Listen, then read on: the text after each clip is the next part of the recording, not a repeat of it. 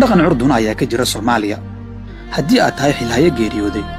saacad kadib shaacinta meedkaada khudbadaha bilaabanaya waxaa ka mid ah inaanay waxba joogsan doonin adiga dartaa 1 2 iyo 3 ma ahan kuwa sidaa oranaya waxaana ku jira kuwii aad ugu abaalka naxariista iyo dhawaanshaha badnayd arxan la'aanta waxaa ka mid ah doodda miiska saaran ee la xiriirta cidda ku bedeli doonta taas oo soo ifbixi karta inta aanba ilka lagu geyn kelmadaha looma istaagayo waxba ma baaqan doonaan iyo looma joojin doono waxay qayb ka noqdeen nolosha Soomaalida waxay ifinayaan ahaanshaha bulsho aanay dadku qiimo ugu fadhin waxay meesha ka saaraysaa macnihii uu lahaa marxuumku intii uusan dhiman waxaas ugu mug weyn in mararka qaar la doonayo in wax lagu qariyo markii uu masuulku gacan binaadan sababsaday qolyaha isticmaala kelmadahan waxay sheegaan inay fariin u tahay ciddii dilka geysatay iyagoo ka dhigaya in ujeedku dilku yahay shaqo curyaamin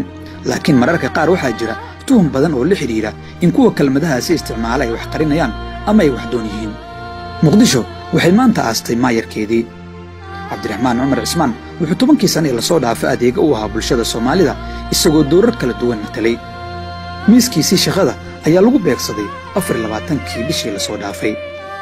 binaadamku qiimo ayuu leeyahay waana muhiim in loo joogsado qofkii si dulmi ah loo dilo waa in la iska wareystaa sababta ay tani ku dhacday la baaraa dad ay xilal iyo xasaanad ku waayaan dadna loo ciqaabaa oo ummadda aan la qiimo tirin tan iyo 2009kii madax badan ayaa lagu dilay Soomaaliya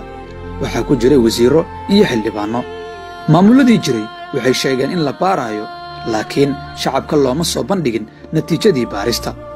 ilaa hadda qaarkood si sax ah looma garanayo cidda dishay